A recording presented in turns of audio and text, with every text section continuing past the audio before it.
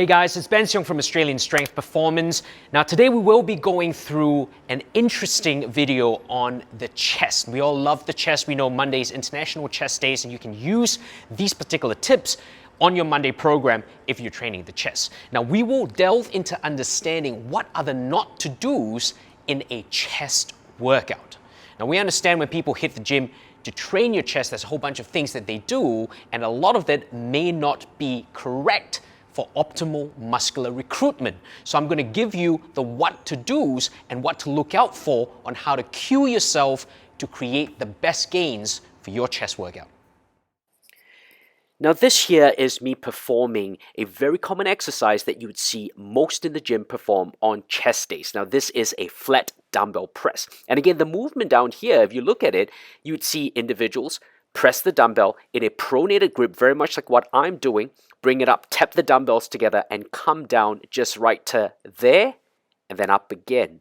Now the problem with this lies in firstly the range of movement that I'm moving through in this press. I'm not maximizing the range of movement. I kind of am stopping short, halfway. Now most people do that because the load, it gets too heavy at the bottom and so they can't actually bring the dumbbell up any further. So they stop it just at about 90 degrees and press it up again. Second issue down here is the fact that when I bring the dumbbells and tap it together, I actually lose tension on my muscles at the top position.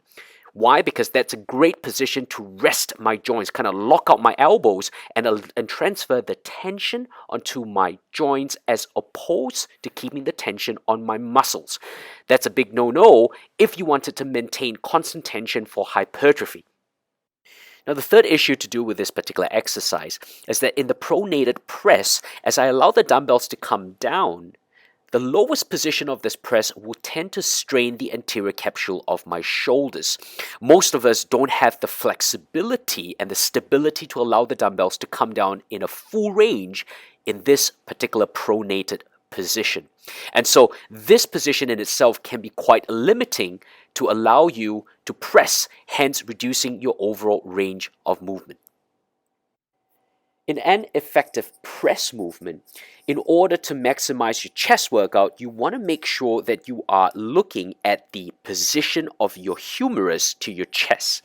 This bone is extremely important because if you see how I'm actually doing the press down here, I'm allowing the humerus to go past my chest as far as I can to stretch it out.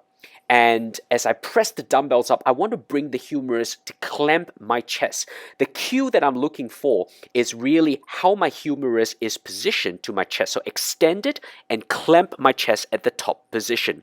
When I do that, I can ensure that the range of movement is maximal. So as you can see in this particular press, by adopting a semi-pronated position, it puts a lot less stress on the anterior capsule of my shoulder. And in doing so, I'm able to allow my humerus to stretch past my torso, really stretching my chest at the bottom position. And as I bring it up, the goal is not to rest the dumbbells at the top, like the previous example. The goal here is to bring my humerus to my chest and maintain that squeeze so that I maximize maximal contraction of my pectorals. Okay, watch this again, maximal contraction, squeeze at the top before I extend my humerus all the way past the midline of my body. Now this is what you should be looking for in a press movement to maximize your gains. Now the next exercise that I have here is a cable crossover. In a standing cable crossover, I'm actually performing an isolated chest exercise, and this is really a fly. Watch the angle of my elbows as that doesn't change throughout the movement. So what I'm trying to do is take my triceps out of the equation and actually focus on squeezing my chest in this activity. So it's a very popular exercise on chest days. In this example, this is a what not to do with a cable crossover. It looks pretty correct, but the issue down here again lies in how my humerus is actually moving. Watch myself as I perform this, and my humerus is moving in a minimal range as opposed to what I mentioned earlier, which is moving past the midline of my body to maximize the stretch of my chest and actually aiming to clamp the humerus to my chest where I'm squeezing it where my hands are in front. Now this is not happening in this particular movement. As a result of that, I'm not maximizing my chest contractions. Now in this example, I want to highlight what you should be doing in a cable crossover. Watch my humerus specifically as it extends past the midline of my body to maximize my chest stretching. And as I bring it in front of me, you can really see that I'm aiming to clamp my humerus to my chest. So as opposed to just trying to bring the cables towards each other, the goal is focus on the position of the humerus to your chest. Now, if you really want to maximize that chest contraction, maximize your chest gains, aim to extend your humerus past the midline of your body to stretch out your chest, and aim to clamp your humerus to your chest at the top position.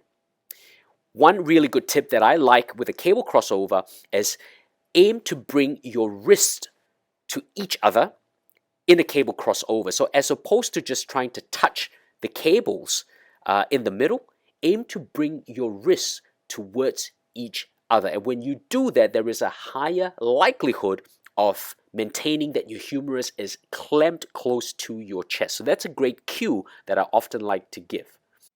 Guys, thank you so much for watching today's video.